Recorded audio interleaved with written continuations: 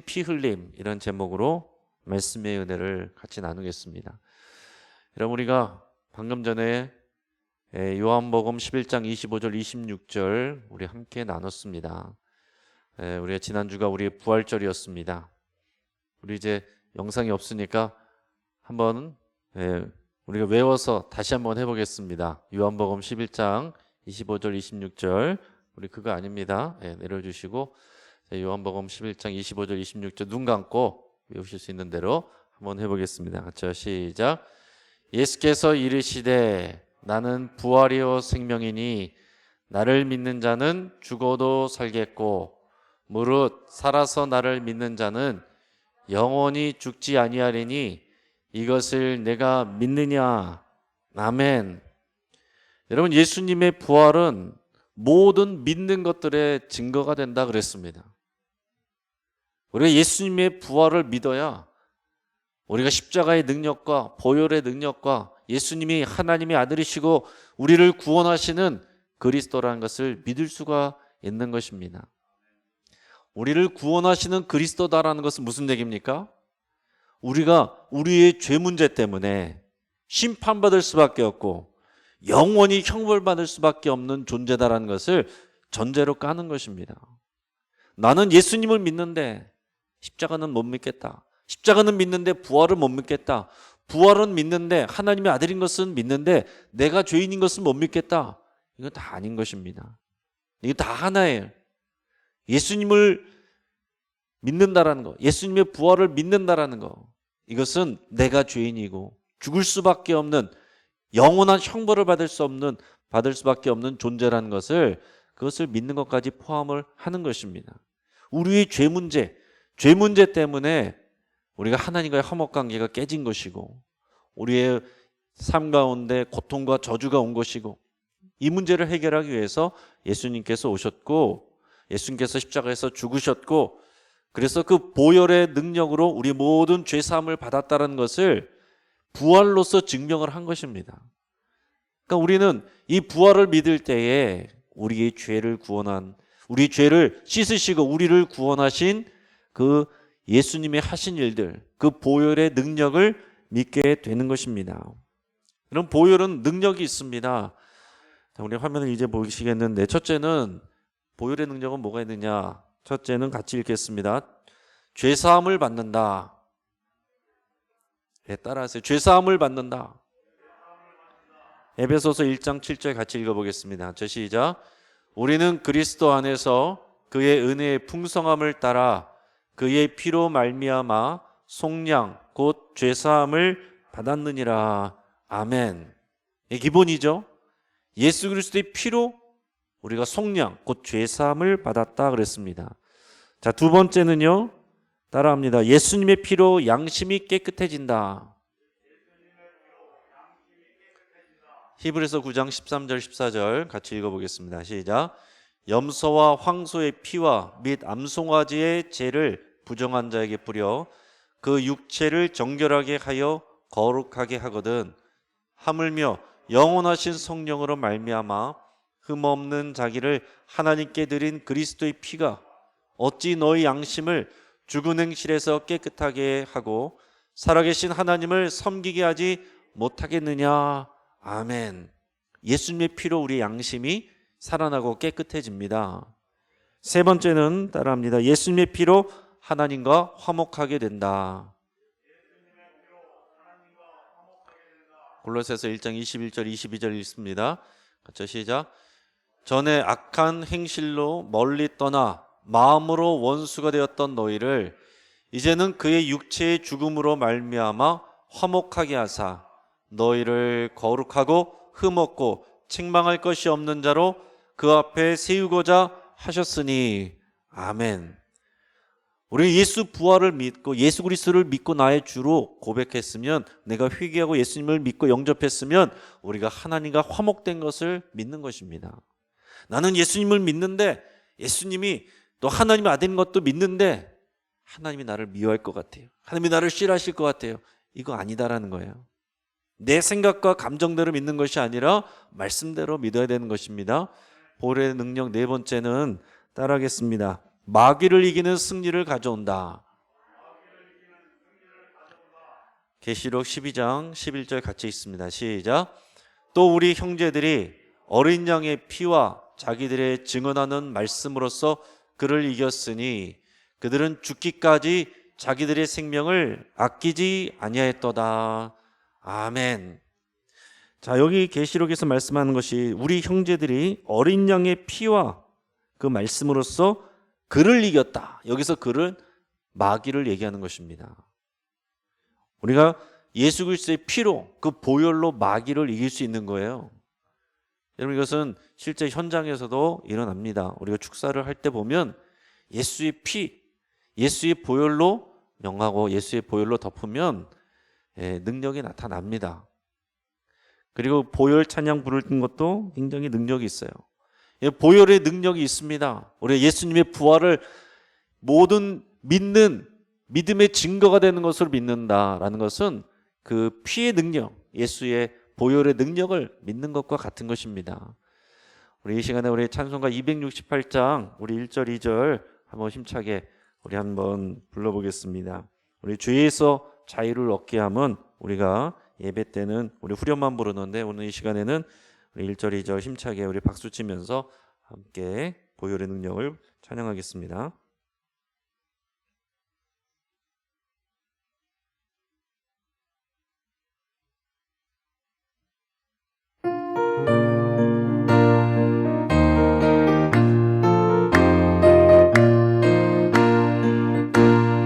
죄에서 자유를 얻게 함은 보혈의 능력 주의 보혈 시험을 이기고 승리하니 참 놀라운 능력이로다 주의 보혈 능력이 있도다 주의 피 믿음으로 주의 보혈 그 어린 양의 매일 비추는 피로다 육체의 정욕을 이길 힘은 보혈의 능력 주의 보혈 정결한 마음을 얻게 하니 참 놀라운 능력이로다 주의 보혈 능력이 있도다 주의 피 믿음으로 주의 보혈 그 어린 양의 매일 비추는 피로 주의 보혈 능력이 있도다 주의 피 믿음으로 주의 보혈 그 어린 양의 매일 비추는 피로 주의 보혈 능력이 있도다 주의 보혈 능력이 있도다 주의 피 믿음으로 주의 보혈 그 어린 양의 매우 귀중한 피로 매우 귀중한 피로 할렐루야. 우리 하나님께 영광의 박수 올려드립니다. 할렐루야. 주의 보혈 그 어린 양의 귀중한 피, 그 피를 우리 주 예수 그리스도께서 저와 여러분들을 위해서 다 남김없이 흘려주셨습니다. 그 보혈의 피와 그 보혈 그리고 주의 말씀으로 우리는 사단 마귀를 이기는 것입니다. 여러분, 그러면 어떻게 피로 죄가 씻어질 수가 있습니까? 어떻게 피로 죄가 씻어지냐고요. 피 흘림이 없으면 사함이 없다 그랬습니다. 피를 흘려야 죄사함이 일어난다. 이것이 하나님이 정한 원리이고 원칙이에요. 피 흘림이 있어야만 죄사함이 일어난다. 이게 하나님이 정하신 원리입니다. 히브리서 9장 22절 우리 말씀을 같이 한번 읽어보겠습니다. 저 시작. 율법을 따라 거의 모든 물건이 피로써 정결하게 되나니 피 흘림이 없은즉 사함이 없느니라. 아멘. 자, 피 흘림이 있어야만 죄사함이 일어난다. 누가 피를 흘려야 되느냐? 죄 지은 사람이 피를 흘려야 되는 것입니다. 피를 흘린다는 게 무슨 얘기입니까? 피를 조금 흘리면 된다는 얘기가 아니에요. 피 흘리면 곧 죽음을 말하는 것입니다. 피 흘려 죽어야 되는 거예요. 죄의 대가는 죄의 결과는 피 흘림, 죽음이라는 거예요. 그러니까 우리가 죄의 대가로 죽음으로써만 죄 용서함을 받을 수가 있다라는 것입니다. 그러니까 이 피 흘림은 죽음을 상징하는 거예요. 이 피 흘림에 또 이것은 그 피가 곧 생명이기 때문에 피 흘림이라는 것은 그 생명을 흘려버리는 것, 그 죽음을 말하는 것입니다. 우리 레위기서 17장 11절 우리 같이 한번 읽어보겠습니다. 저 시작. 육체의 생명은 피에 있음이라 내가 이 피를 너에게 주어 제단에 뿌려 너의 생명을 위하여 속죄하게 하였나니 생명이 피에 있으므로 피가 죄를 속하느니라. 아멘. 육체의 생명은 피에 있다라고 그랬습니다. 생명이 피에 있다. 이게 하나님께서 가르쳐 주신 말씀이고 하나님께서 사람을 창조하셨으니까 맞는 말씀이죠. 여러분, 피에 우리의 생명이 있습니다. 인간의 기관 중에서 가장 중요한 기관을 얘기하라 그러면은 우리는 심장을 얘기합니다. 근데 여러분, 심장은 기능하는 기관이에요. 심장이 왜 중요합니까? 심장이 중요한 이유는 피를 내보내는 모터 역할을 하기 때문에 중요한 거예요. 여러분, 우리 안에 심장이 없으면은 기계로도 돌릴 수도 있습니다. 심장이 약하신 분들은 기계로 피를 돌리는 수도 있어요. 그러니까 중요한 거는 피를 돌리는 것이 우리의 생명의 핵심이다라는 거예요. 피에 생명이 있습니다. 우리가 면역력 하는데 우리가 저번에도 그런 얘기 몇 번 나눴습니다. 건강은 요즘에는 면역력이라고 얘기하고 면역력은 뭡니까? 피에 있는 면역세포가 활동하는 게 면역력이에요. 그러니까 이 피가 깨끗한 피가 잘 돌아야 깨끗한 피가 잘 돌아야 우리 몸에 염증이 생기든지 바이러스가 들어오든지 세균이 들어오든지 피가 깨끗한 피가 흘러서 피 안에 있는 면역세포가 가서 싸워서 이기는 것입니다. 그래서 그 싸우는 증거가 우리가 기침을 하거나 열이 나거나 콧물이 나거나 이런 일들이 다 우리 면역세포가 싸우는 거예요. 그러니까 면역세포가 싸운다는 것은 무슨 얘기입니까? 우리가 노력하지 않았는데 하나님께서 이 생명을 피에다가 창조하시고 이 면역세포를 피에다가 창조하셔서 우리를 위해서 우리 몸을 위해서 싸우게 하셨다라는 얘기입니다. 여러분, 감기 기운이 오고 어려움이 있어서 우리가 막 열이 나고 또 기침이 나고 콧물이 나고 그러면 아우 나 힘들다 어렵다 이렇게만 하지 마시고 하나님께서 내 안에서 일하고 계시는구나.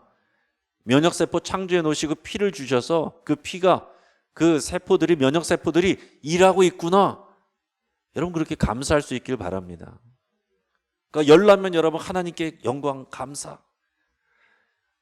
코 흘리면 콧물 나면은 하나님이 나를 위해서 일하고 계시군요. 이렇게 일해서 감사할 수 있는 거예요.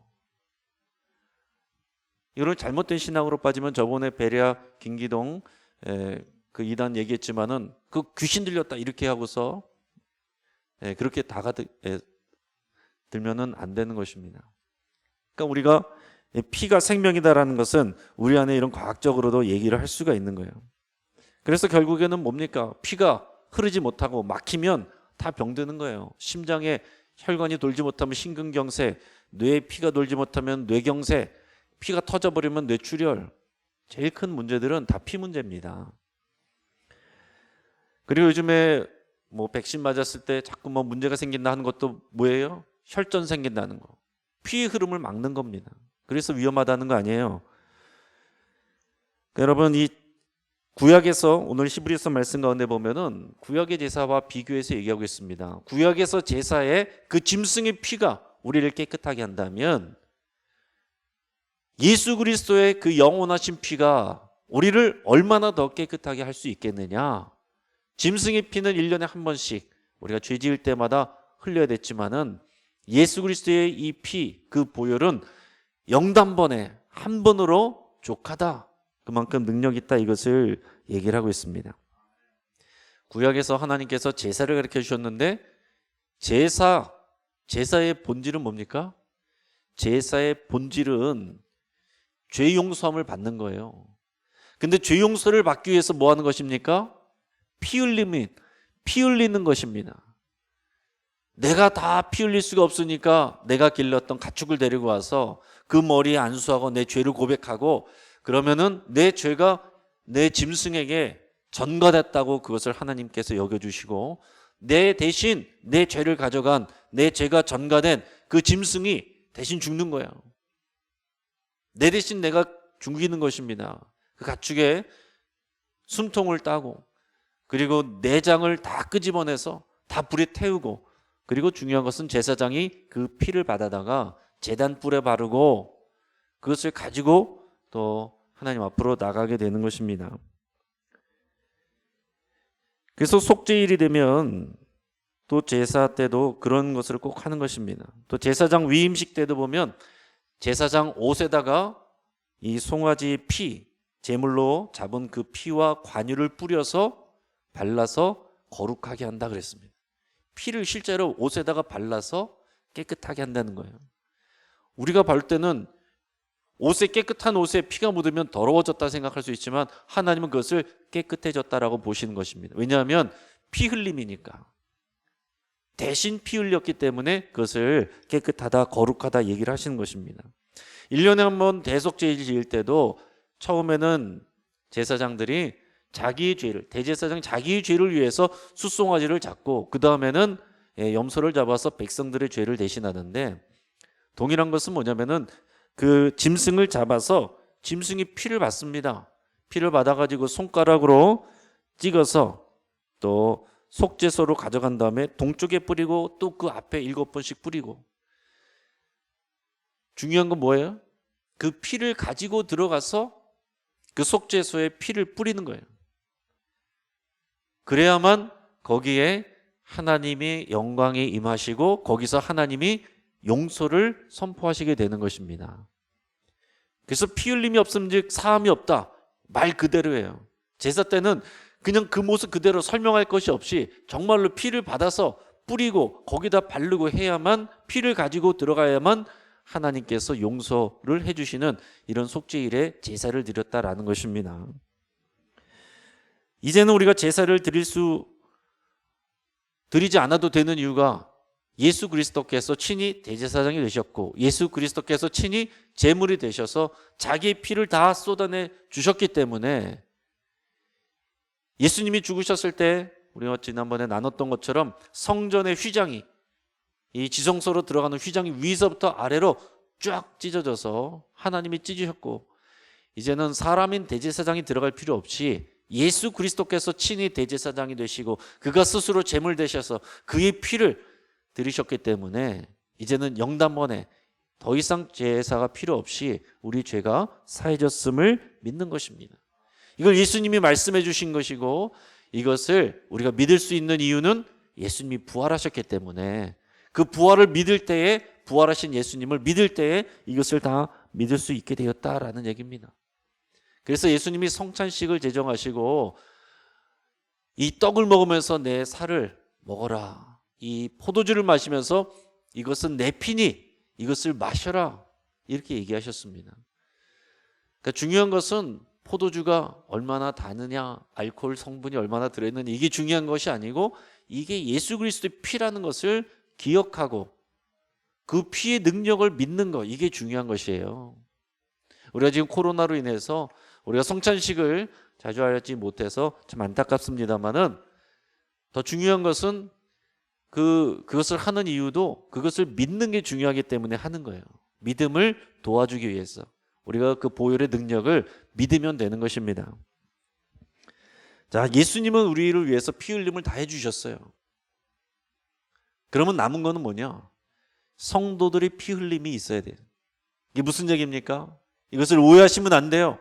성도들의 피 흘림, 성도들의 피 흘림은 여러분 우리가 구원받기 위해서 흘리는 피 흘림이 아닙니다. 구원을 받았기 때문에 예수님처럼 우리도 피 흘림을 할 수 있고 해야 되는 그런 사명인 것입니다. 제가 성찬식을 할 때마다 제가 기도할 때 어떤 기도를 하냐면은 예수님께서 예수님의 살을 찢어 예수님의 피를 흘려 우리에게 주셨으니 이제는 우리도 우리의 살을 찢고 우리 피를 흘려 다른 사람을 살리는 삶을 살게 해주십시오. 제가 이런 기도를 항상 하곤 합니다. 예수님께서 우리에게 그 피 흘림을 주셨으니까 이제는 그 예수님을 따라서 그 피의 능력을 믿고 우리의 피 흘림을 통해서 다른 사람을 살리는 그런 삶을 살아야 된다라는 것입니다. 여러분, 이 피 흘림은 우리의 희생일 수도 있고 인내일 수도 있고 또 오래 참는 인내일 수도 있고 헌신일 수도 있고 더 나아가서는 실제로 죽는 순교일 수도 있습니다. 시편 116편 15절에 보면 그렇게 말씀하고 있어요. 그의 경건한 자들의 죽음은 여호와께서 보시기에 귀중한 것이로다. 하나님을 믿고 따르는 하나님의 일꾼들의 죽음은 하나님께서 경건하게 보신다라는 것입니다. 사람들이 볼 때는 의미 없는 죽음이라고, 더 나아가서 막 개죽음이라고 말할지라도 하나님은 그 죽음을 귀하게 보시고 그의 피 흘림을 귀하게 사용하신다라는 거죠. 여러분, 이 영국의 토마스 선교사가 27살에 이 대동강변에 1866년에 들어왔을 때 성경 가지고 들어왔지만은 선교사역 한 번 내보지도 못하고 그 자리에서 참수당해서 죽었습니다.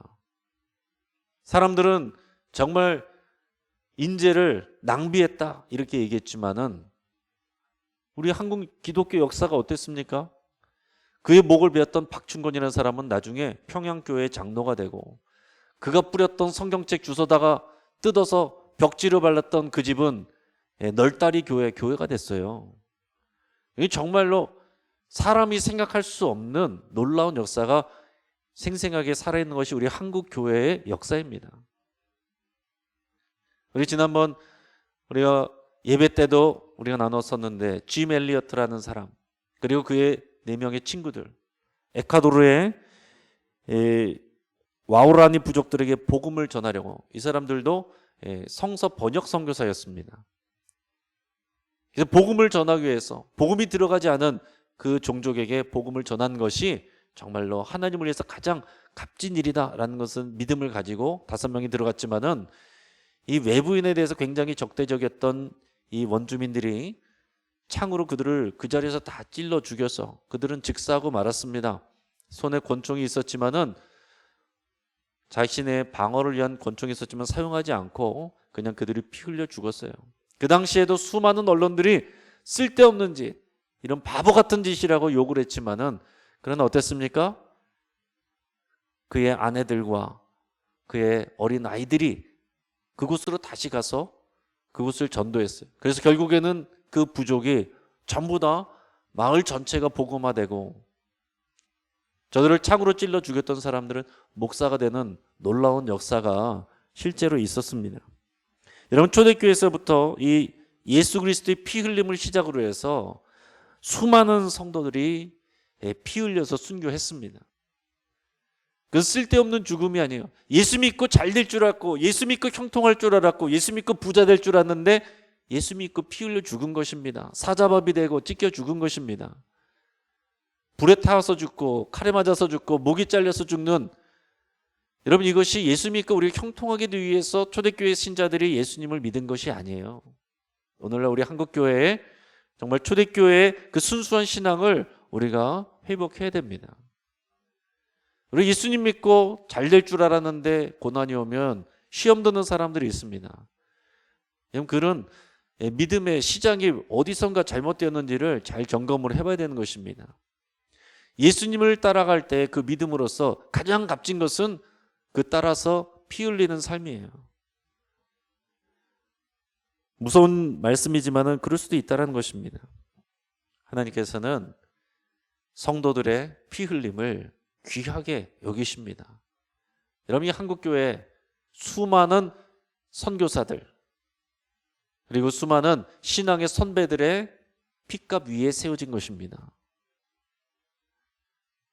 여러분, 우리가 믿음의 눈으로 교회를 바라봐야지 내가 경험한 그런 교회의 여러 가지 부족하고 연약한 모습들, 내 마음에 맞지 않는 그 사람들의 모습들, 그게 다 교회라고 생각하면 안 되는 것입니다. 예수 그리스도의 피 위에, 이런 순교자들의 피 위에, 그 위에 세워진 이 몸된 교회예요. 우리의 값진 피 흘림에 대해서 제가 재미있는 얘기를 하나 해드리겠습니다. 1920년대 30년대 미국 시카고에서는 유명한 갱스터가 있었는데 알 카포네라는 사람이 있었습니다. 저 사진에서 보면 왼쪽에 있는 사람이 알 카포네라는 유명한 그런 갱스터였습니다. 굉장한 악당이었고 이 사람은 뭐 밀주매매, 매춘, 살인 이런 것들을 통해서 그 시카고 일대를 완전히 휘어잡고 있는 사람이었습니다. 근데 이렇게 범죄를 저지르면서도 그가 잡혀가지 않을 수 있었던 이유는 저 옆에 있는 저 사람 에디라고 하는 이름의 변호사의 도움이 있었기 때문에 그랬습니다. 이 에디라는 사람이 이 알카포네가 이 어려움을 겪을 때마다 그 죄로 인해서 잡혀갈 만한 상황이 될 때마다 이 탁월한 말솜씨로 법리적인 그런 해석을 통해서 공경을 피할 수 있도록 그렇게 해줬어요. 그러니까 알카포네가 저 에디라는 변호사를 얼마나 좋아했겠습니까? 엄청 잘해줬어요. 돈도 많이 주고 시카고에서 가장 큰 대저택에서 그 온 가족이 살게 해주고 아주 정말 금전적으로 부족함이 없도록 다 제공을 해줬습니다. 이 에디라는 변호사는 정말 법을 위해서 정의를 위해서 일해야 되는 사람이지만은 정말 자식의 안위를 위해서 그냥 자기 가족들을 위해서 돈 많이 벌으면서 그냥 그렇게 별탈 없이 살았습니다. 자, 그런데 문제는 이 사람에게 에디라는 사람에게 아들이 하나 있었어요. 이 아들에게 좋은 교육 환경 또 자동차도 사주고 좋은 옷도 사줬는데 정말로 줄 수 있는 것, 줘야 되는 것, 주고 싶은 것 그것을 줄 수 없는 것입니다. 그것은 뭐냐면 자랑스러운 가문의 이름 그리고 아버지라는 아버지에 대한 그런 자부심 이런 걸 줄 수가 없는 거예요. 아버지가 이 범죄자를 돕는 일을 하니까 내가 아무리 자녀를 위해서 좋은 것을 줘도 자녀에게 그런 것을 정말로 주고 싶은 것을 남겨줄 수가 없는 것입니다. 그래서 혼자 고민을 하다가 결심을 했어요. 결국은 이 알카포네의 범죄 사실을 당국에다가 다 고발을 합니다. 그런 자료들을 다 모아서 고발을 해요. 이런 알카포네와 그런 악당들이 얼마나 끔찍한 일들을 저지를 수 있다는 것을 충분히 알면서도 이 사람은 그래도 자기 자식에게 떳떳하기 위해서 이 가문의 이름과 자신의 아버지로서의 이름을 그 명예를 지키기 위해서 그 일을 선택했습니다. 그래서 그가 가져다 준 그런 정보와 자료들을 가지고서 이 수사당국이 알카포네를 탈세 혐의로 잡아 넣을 수가 있었습니다. 그런데 그 해가 끝나기 전에 그 해가 다 가기 전에 그가 타고 가던 차는 그 악당들에 의해서 부하들에 의해서 총탄세를 받아서 그 에디 변호사는 그 자리에서 숨지게 됩니다. 근데 당시 사건 현장에서 경찰은 몇 가지 물건을 발견하게 되는데 그 에디의 주머니 속에는 묵주와 십자가 그리고 여러 가지 종교적인 메달 그런 것이 있었고 어떤 잡지에서 오려낸 시의 한 귀절이 쓰여져 있는 게 있었다고 합니다. 그 귀절을 제가 한번 같이 읽어드려 보겠습니다. 인생의 시계는 한 번밖에 감을 수 없다네. 아무에게도 이 시계를 언제 멈추라고 할 능력을 없는 걸. 지금이야말로 당신이 소유한 유일한 시간. 살고 사랑하고 힘써 일하세. 인생은 어느덧 끝나버리고 당신의 믿음은 갈 자리를 잃고 말리니. 여러분 이게 무슨 얘기입니까? 결국 우리의 인생은 한 번밖에 못 사는 것이고 유한한 것이고 그런데 정말로 우리의 삶의 의미가 무엇이냐? 무엇을 위해서 살아야 될 것이냐? 나의 죽음 이후에 사람들이 나를 무엇으로 기억할 것이냐?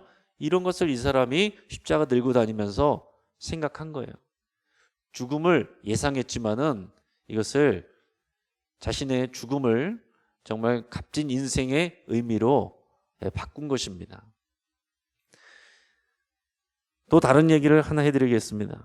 2차 세계대전 때 수많은 영웅들이 탄생했는데 그 중에서 이 공군에서 유명한 영웅이 한 명 나왔는데 그 사람의 이름이 부치 오헤어라는 사람입니다.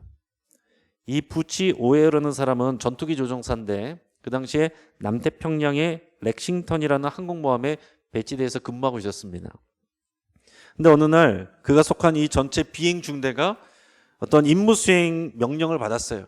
그래서 다 같이 이제 비행을 나왔습니다. 비행을 나와서 다 이제 목적지를 향해서 가고 있는데 이 부치 오헤어가 자기 비행기를 보니까 계기판에 기름이 연료가 부족한 거예요. 그 연료를 공급해야 되는 사람이 그것을 충분히 채워놓지 않은 것입니다. 이것을 보고했더니 이 편대장이 그에게 다시 항공모함으로 돌아가라.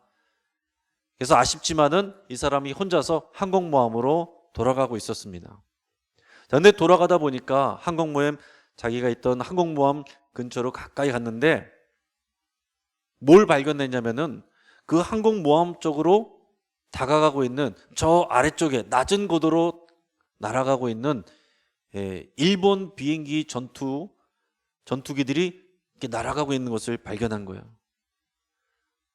지금 이 상황에서는 멀리 가 있는 그 전투기들을 불러올 수도 없고 너무 급박한 상황이어서 이 항공모함 함대에다가 연락을 할 수도 없는 그런 상황입니다. 그래서 이 사람이 결심을 하고서 어떻게든 저 사람들을 막아야 된다 이런 생각을 하고서 자기 혼자서 그 일본 전투기로 달려들어요. 그 50mm 기관총, 기관포를 막 쏘아대면서 총알이 다 바닥 날 때까지 쫓아다니면서 막 총을 쏘는 것입니다.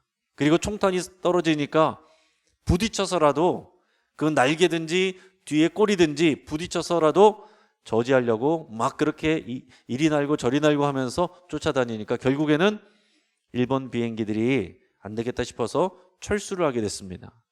그래서 이 사람이 이제 너덜너덜해진 비행기를 타고서 항공모함으로 돌아왔어요. 거기에 이제 기록되어 있는 그 비행기의 기록 장치를 보니까 거기에 얼마나 정말 이 사람이 생명을 걸고서 그렇게 애썼는지 그것이 고스란히 그렇게 남아 있는 것입니다.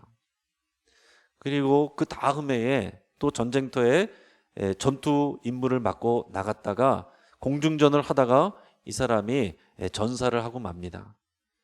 그리고서 시간이 지나서 이 사람에게 큰 상이 주어집니다. 미국이 나라가 주는 최고 무공 훈장이자 또 갑으로서 대대로 물려줄 수 있는 영광인 의회 명예 훈장을 받게 돼요.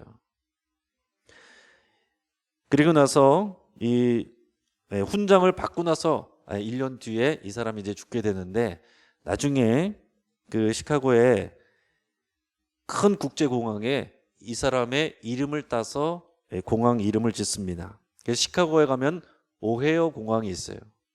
그리고 1터미널, 2터미널 사이 보면은 이 부치 오헤어의 동상이 저렇게 있습니다.